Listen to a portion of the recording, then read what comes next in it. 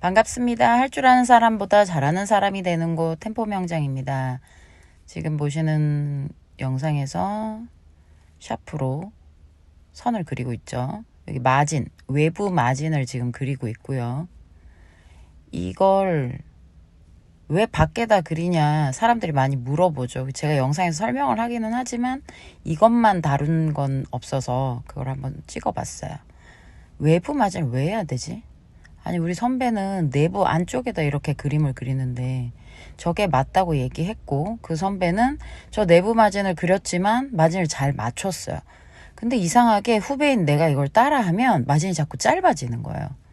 그럼 나는 어떻게 해야 되지? 선배 말을 들어야 되나? 선배는 잘 맞추던데. 그러니까 여기서부터 헷갈림이 시작되는 거죠.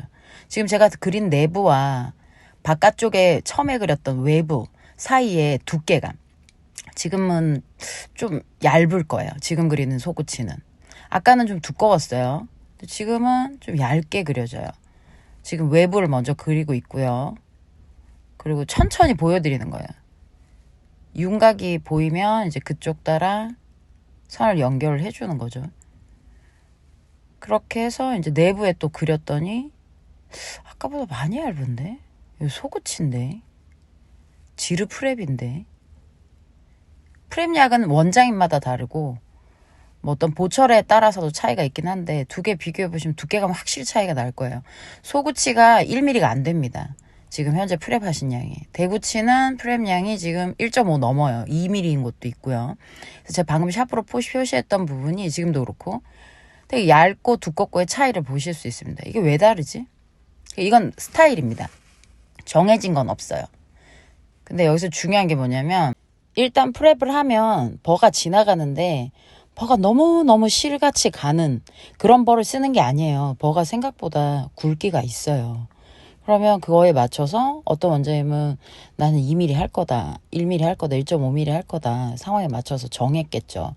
그래서 거기에 맞춰서 이제 깎는데, 깎을 때 어쨌든 가는 실처럼 프랩을 하는 게 아니니까 두께감이라는 게 존재하는 거죠, 마진에는. 그래서 마진이 두껍다 얇다는 우리가 봤을 때 지금 그려놓은 선의 폭 있죠. 바깥과 안쪽 선 사이 폭. 저게 두껍고 얇고는 그거는 문제가 아닌 거예요. 마진이 두껍다라는 표현은 저것 때문에 얘기를 하는 게 아니고 외곽 때문에 얘기를 하는 거거든요. 풍용부가 두꺼워서 얘기를 하는 거고, 지금 보이는 저 마진의 두껍고 얇다는 뭐냐, 그냥 프레임 양인 거죠. 원장님이 그냥 저스트 한 거야.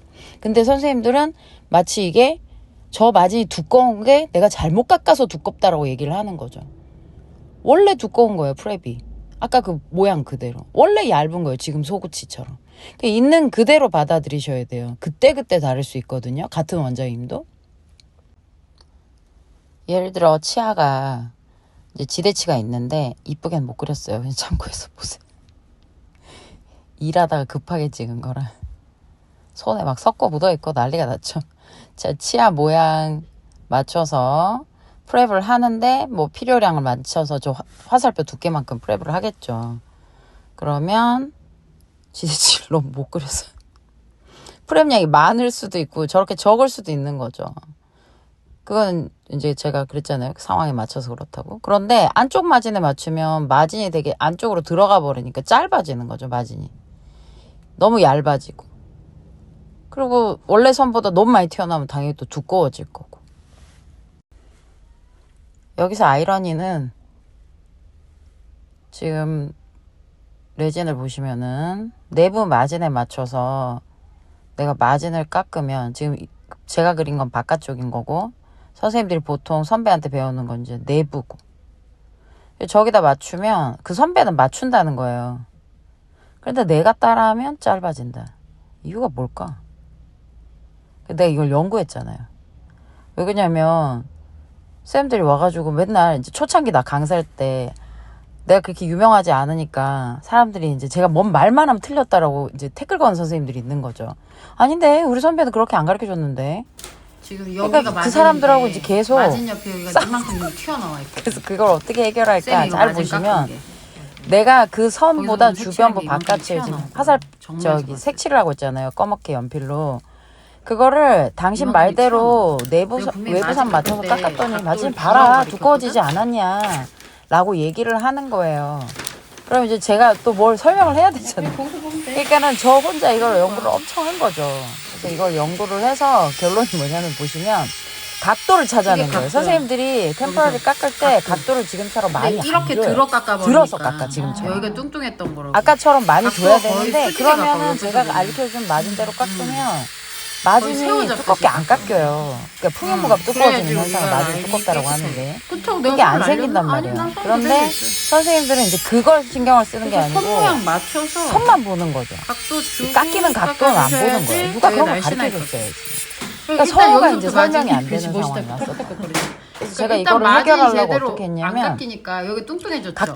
그런 다음에 이제 뭔 일이 어떻게 생겼어요? 설명을 해야 될지. 이거 그래서 이제 시킨 각도 대로 선도 맞춰서 똑바로 그려서 깎았단 말이야. 지금 제가 3분의 1이 이제 교두랑 풍용부를 만들고 있어요. 2분의 1하고. 이게 우리 매뉴얼 3, 4번인데 이걸 해주면 나중에 이제 음식을 식사를 하실 때 치은이 교합력에 의해서 죽만 먹더라도 손상을 입는데 그걸 막아줄 수가 있거든요.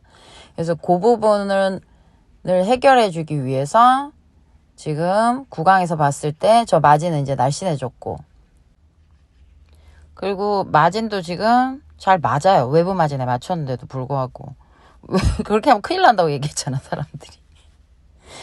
근데 맞춰보니까 원래 외부 마진까지 프랩을 했기 때문에 외부를 맞추면 지금도 이제 마진 깎고 있는 영상인데 각도를 전 지금 덜 주고 깎고 있는 거고요. 평상시 선생님들이 이제 깎을 때 보통 각도를 저렇게 덜 주고 깎으니까 마진이 아니라 풍용부가 두꺼우니까 야 풍용부가 두꺼워가 아니고 야 마진이 두꺼워라고 얘기를 한 거예요. 그러면 선생님들은 이제 마진 두께가 저애처럼 두꺼우니까 내가 잘못했나 싶어서 자꾸 얇게 깎게 되시는 거죠. 그러면 또 나중에 뭐라고 하냐면 마진 뜨면 또 떴다고 뭐라고 하는 거죠. 아닌데 난 시키는 대로 했는데 서로 의사소통이 안 되고 계시는 거예요. 선은 일부러 100% 안 지우고 깎고 있어요. 참고를 해라고 보시라고 이제 하는 거고 선은 이제 상황 봐서 마진이 조금 길다 싶으면 선을 지우셔도 돼요. 그리다 보면 연필선이 약간 삐딱하게 들어갈 때도 있기 때문에 지금 두 개가 같은 모델이에요. 같은 환자인데 보시면 링괄 쪽에서 지금 엄지 있는데 보시면은 저기는 덩어리가 되게 크게 옆에서 보면 있고요. 두껍게 나와 있죠. 그리고 제가 반은 좀 각도 주고 깎고 반은 각도를 안 주고 깎았는데 옆에서 보시면 각도를 많이 준 거랑 많이 안 준 거랑 이렇게 비교해 보면 돼요. 각도를 많이 안 준, 그러니까 핸드피스가 수직이 아닌 좀 들리듯이 깎인 친구는 링괄이 툭 튀어나왔었는데 방금 지금 보면은 좀 더 매끈하고 샤프한 느낌이 나오죠. 이건 소구치인데요. 저희가 각이지잖아요. 턱이 많이 졌어요. 저거는 제가 각도 많이 안 주고 일부러 깎은. 그런데 선을 기준으로 보면 선 옆이 각도가 엄청 많이 두꺼워져 있었죠. 그래서 지금 외부 마진 그려놓은 걸 기준으로 옆에 튀어나온 걸 제가 깎아주는 거예요. 각도가 거의 뭐 수직까지는 아닌데 수직에 가까워요. 하면 7에서 80도 정도 각도 된다고 보시면 됩니다. 그럼 날씬해지죠, 그게. 그래서 구강에 끼워 보시면 옆에서 봤을 때 아까 분명히 빵빵하게 나왔던 친구가 부드러워져 있어요. 매끈하게 올라가는 느낌. 그래서 저렇게 깔끔하게 들어갑니다. 그러니까 마진이 그 두께감을 줄였다 그래서 마진이 얇아지진 않아요. 두께감이 얇아지는 거지. 그래서 이걸 알아야 돼. 이걸 모르는 상황에서 제가 백날 얘기해봤자 선생님들은 그냥 헷갈릴 뿐이거든요. 선배가 계속 세뇌당한 사람처럼. 선배가 그랬어. 근데 하필이면 걔가 잘해. 그럼 걔 말이 신이지 뭐. 제 말이 귀에 들리겠어요? 근데 좀 현실을 알았으면 좋겠어요. 그냥 어영부영 주워 들은 얘기들이 아니라 이렇게 팩트를 좀 봐요. 눈앞에서 실험을 해주잖아. 옆에서 보시면 아까 링괄도 튀어나왔던 거 제가 정리했죠. 그렇다고 마진이 짧아지진 않아요. 저희 까만 건 연필선 남은 거라서 마치 짧은 것처럼 보이는 거고 실제로는 마진 맞습니다.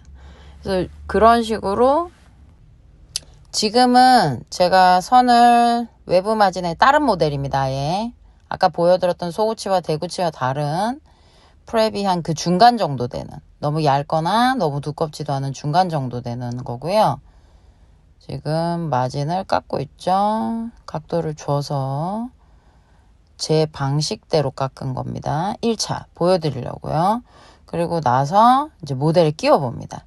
그러면 제가 이제 원하는 방식으로 나왔으니까 마진은 이제 맞죠. 이제 맞고 뭐 풍형부도 그닥 두껍지 않고 필요한 부분은 이제 다 나왔어요. 이제 여기다 이제 실험을 해볼 건데 뭘 할 거냐면 마진을 원래 선에 맞춰서 바짝 한번 깎아볼 거예요. 그래갖고 끼웠을 때 마진이 짧아지나 두꺼워지나 이제 그걸 보는 거거든요. 선을 내부 마진에 맞춰서 이제 삭제를 하는 거죠. 근데 결론은 마진이 짧아지는 거예요. 저도 어릴 때 같은 지침을 받았어요. 선배한테. 내부에다 그려라. 샤프를 눕혀라. 어떤 사람은 교합지로 비벼라. 제일 튀어나온 데가 색칠이 될 것이다. 그런데 마진이 두께감 있을 텐데 보철이 얇으면 깨질 텐데 왜 사람들은 외곽에가 아닌 안쪽에다 하라 그랬나. 외곽 개념 자체도 없었고. 그래서 실험을 해본 거예요. 도대체 뭐가 잘못된 건가. 내가 선배의 말을 잘못 이해하고 있었던 건가. 이게 결론이 뭐냐면은 선배도 그걸 겪었어요. 마진이 짧아지는 현상이 있었던 거죠. 그런데 어디 그려야 될지는 몰랐어요. 그래서 내부에 그려놓고 깎는데 자기도 자꾸 짧아지니까 이제 한 3년차 이상은 제 말귀를 알아들을 거예요. 짧아지니까 뭔가 스트레스를 받으니까 어떻게 했겠어요, 본인이.